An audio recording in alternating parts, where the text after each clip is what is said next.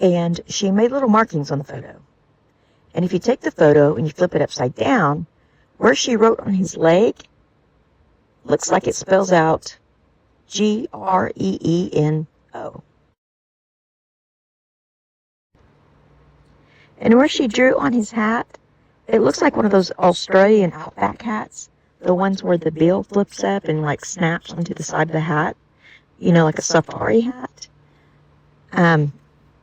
Or she's drawing like a cowboy hat.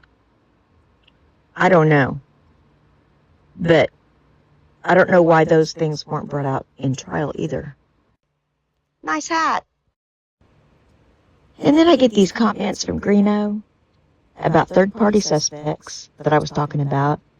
And he said, the guys were cleared, proven somewhere else at the time of the murder is not even possible. Really? They were cleared. You don't say. That doesn't mean anything, does it? Richard Allen was cleared too. The FBI cleared him. And then you go on to say some weird shit like Richard Allen was paid to make a snuff film and send a souvenir to France. Where are you getting this information? Because that tells me you don't believe the state's narrative either. That Richard Allen was just out there one day and just snapped and went berserk. Just decided to just commit a crime that he'd never done before. Okay.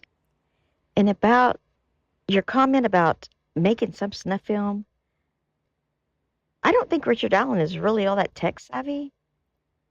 But aren't you supposed to be the movie producer? And didn't some people that you're in business with, didn't they actually travel overseas? Well, hell's bells, you might have made that movie after all. And speaking about that day at the bridge, did you ever find your black belt after that? Anyway, I think it's odd that you confessed to the crime on YouTube. And I believe those videos have since been taken down.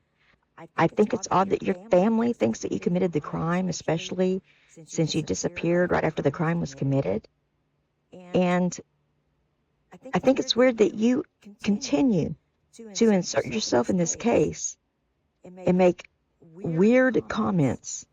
But what I mostly get from your comment is that you don't believe the state's narrative either, that Richard Allen just went out on the bridge one day and just all of a sudden snapped, went berserk, and committed a crime, even though he'd never committed any crimes